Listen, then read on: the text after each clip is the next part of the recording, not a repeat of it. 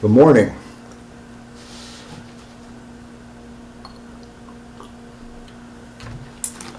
I'm going to talk about timing. Timing with the tarot cards. This is probably the biggest question I get asked about on my YouTubes and also in doing classes. Is how do you predict timing of the situation? And I wanted to let you know I'm in my robe right now. But I was sitting there thinking I'm going to do this YouTube now. It was in my head, and it's morning. And as far as I'm concerned, robes are something we should all be wearing anyway. Even outside, we should just be wearing robes. It makes a lot more sense than clothes. We should have formal robes. You know, like kings and queens used to wear robes, so why not? So I don't want you to think I'm getting weird on you or something like that here. No, it's just I'm in my robe, that's all. But all you're going to be seeing is my hands and my face.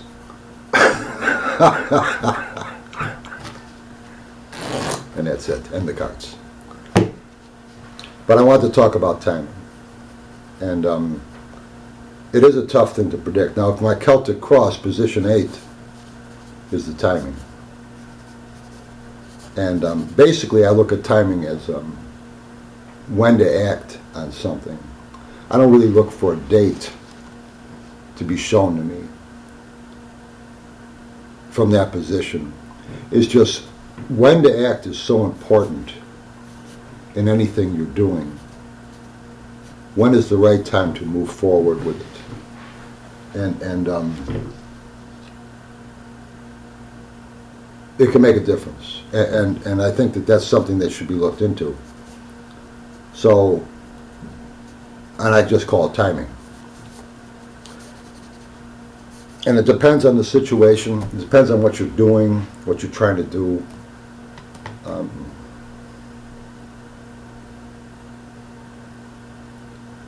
It has a lot to do with that. So timing takes in a whole range of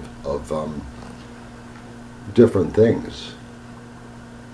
You know, if you're, and it's really, I think it's important in order to really nail down the timing of the situation. I really think if that's an issue in the reading where you want to nail that down, I really think it's important to get cooperation from the seeker you're reading about what it is they're doing here, and ask them. You know, you could ask them their feedback, like, does January seem realistic to you on what your plans are here? Or does next week seem realistic to you? You know, depends on what type of a question it is and what's going on with this. So timing can vary on a lot of things. Now, I only have one position in my Celtic cross that really specifically deals with the timing. And again, like I said, it's pretty much when to act, and that's important. But so I don't get too specific with that because I think it's important to know the situation. And it depends on what's going on with that situation. So if you're talking about maybe somebody going to, who wants to sell their house, you know, will I sell my house? Will I have problems selling my house?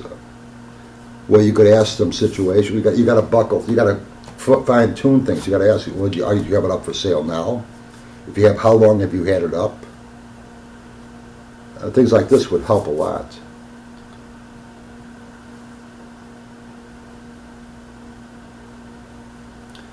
And then you could look at different cards in the spread itself and just see which ones are popping out at you. So you can look at timing on something like that from the numerical value of a card that's screaming at you over here or one over here. Nothing to do with the position meanings, just what cards are popping out at you. Or you could play it straight and just look at the timing situation. Let's say you have the Six of Wands in there. And you could say, well, I see you selling your house by the 6th month of the year. I like to divide the year up in quarters, if I can. So if I see the 6th month of the year as a timing, I might broaden that scope and say, okay, well, I see you selling your house before the second half of the year, by June. Or I see you selling your house by the 1st quarter. I see you selling your house by the 3rd quarter, or whatever. You could narrow it down, or to a certain quarter of the year. If it's a question about when am I going to get a raise? When am I going to get my evaluation on my job? You need help with this now. You could say, well, are you due do you get one every year? Is that coming up? And they might say, well, yeah, my evaluation is supposed to be up. Was supposed to be up this month, but they've been busy with it, so they haven't gotten it yet. Am I going to get it soon? Well, you could look and see, well, maybe I got the Temperance card, and that's 14. 14 is in 2 weeks, 14 days. You could say, well, I see you getting it within the next couple of weeks. Or you could look at today's the 17th. I see 14th. I say, well, the next 14th is next month. I see you getting it before the middle of next month. So there's all sorts of different ways. The 14th would be the first half of next month. All sorts of different ways you could look at the timing. And timing's important, as far as dates go. That can be important. Will he call me? When will I hear from him next? And you got I got the 6 of Pentacles here. He'll be calling you within the next 6 days. But there again, feedback is important. Saying something like, well, when was the last time you talked with him? It was 2 months ago. Well, that might not be true then.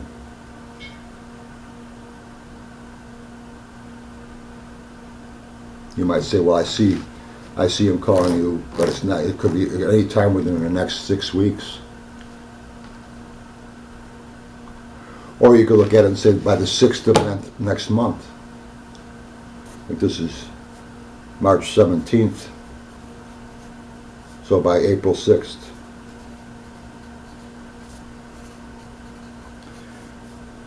So if you're gonna get specific with a date, I think it's important to get some type of feedback or help from that person to look for patterns, what's been happening in the past, how often you talk to each other on the phone now.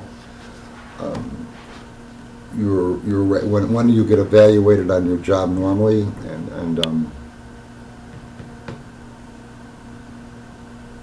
selling the house, you got it up for sale now. And see if you could ask them, does this seem realistic to you? Does this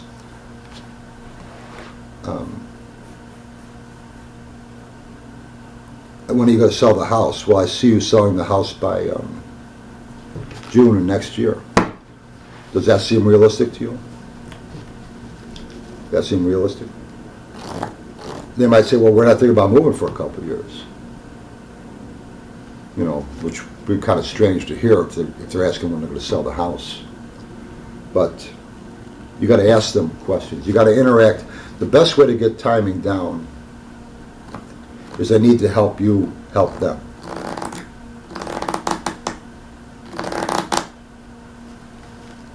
So timing, a lot of it depends on what kind of a question is being looked into, and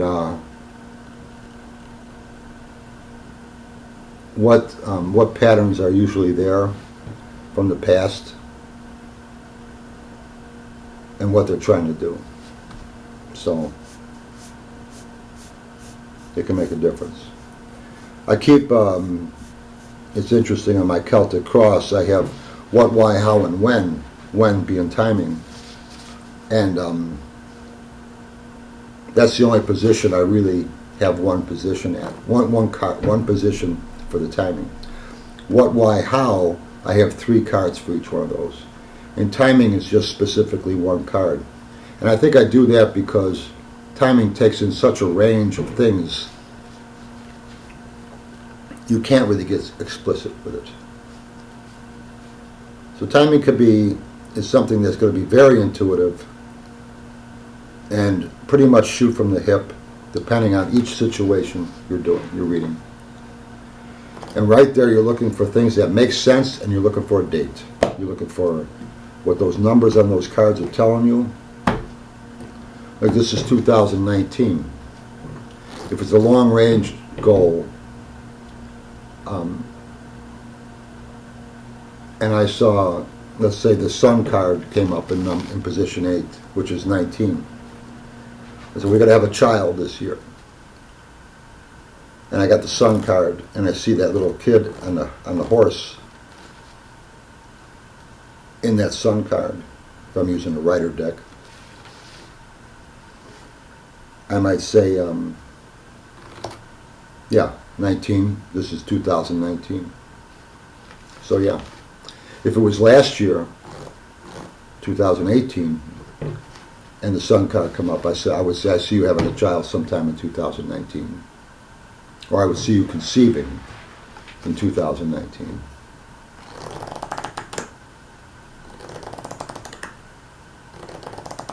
So looking for any kind of numbers you can grab there. And the more information you can get, the better from that person that will help you see something in the cards as far as the timing goes. If you saw, when are we going to have a child, and you had the Moon card in the timing, you could look at that and say, well, that's kind of mysterious, it's kind of hard to say. You could even look at it and say, did you have a miscarriage last year?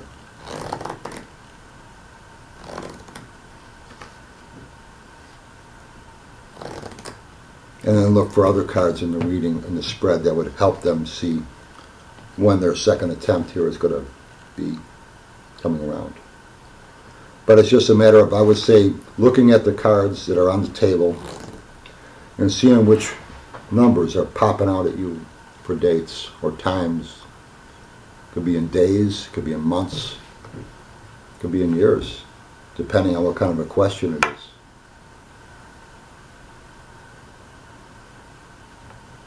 So that's how I see timing. There's a lot of factors involved with timing. Timing, like I said, timing is important. Figuring out the best time to act on something to your advantage it's important to look at all the aspects of the situation.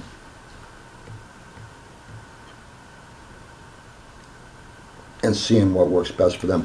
Position 8 with me, timing, the timing of the situation, I usually look at as not so much dates. I look at it as when is the right time for you to act. And that can be very, very vague too, as far as acting now or waiting till you get more information from position 4, or you're developing more assets in position 5. Look for that opportunity coming in position 6 before you act. So the cards all sort of interact together to help fine tune that one position, number 8, as far as timing goes. Look at all the other situations in the cards. If you're using a Celtic cross my way, you have things like position 5 is an asset the client has. Well, maybe the client needs to develop this asset before they move forward. 6 is an opportunity the client's going to get, they should watch for, keep an eye out for. So that would pertain to when to act too. You would want to act once that opportunity in position 6 came up. That would have to coincide with position 8, the timing. So say I have in position 8, I have a card that shows more inaction, a time to wait. It could be a queen. Queens are patience and understanding to me. Having total patience, total understanding of things helps you have patience in what's going on here. I can see their side. I can see what's going on over here. Gives you a better understanding. Patience does that. You'll get patience with the more you understand. It's a better way to put it. So if I have a card that means go slow in position 8 as far as the timing goes, and I have a card like, let's just grab a card, 5 of Swords in the opportunity. 5 of Swords means something's going to be shaken up, something's going to change. Be ready for that change when it happens. Be part of it. Be part of the way to move things smoothly through that. Be prepared for it. Try to anticipate what those changes might be, because you can really stand out here with that. Bide your time and move slowly from position 8 to wait for this opportunity to happen that's going to give you some adversity or something that's going to happen that's going to allow you to really come through and save the day on something, to make a difference somewhere with that 5 of Swords. So that would enhance or make your timing, instead of a date, it's looking at it as an opportunity from position 6. Once this happens, that's when the timing is to act.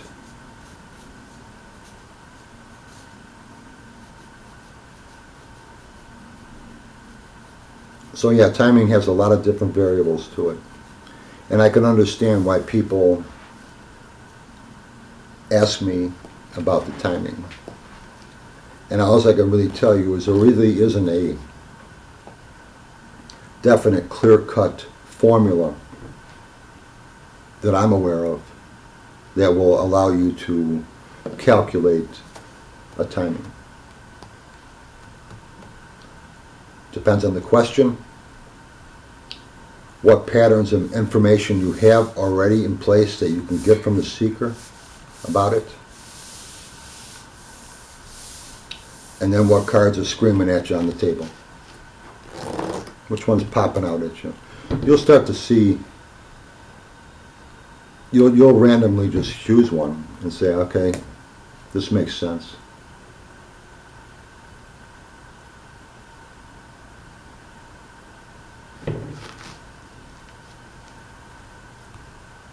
It works, and it probably is a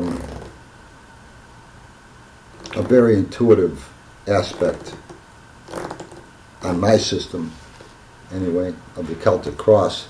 And I think if you want to use any other system, just what I'm talking about here would probably be useful to tying it together as far as a date. Adding things up around it and saying, okay, well, this is happening here, you need to wait here, or look for this, develop this over here in position 5. Your purpose in position 9 is a pretty long-term purpose. This might take some time.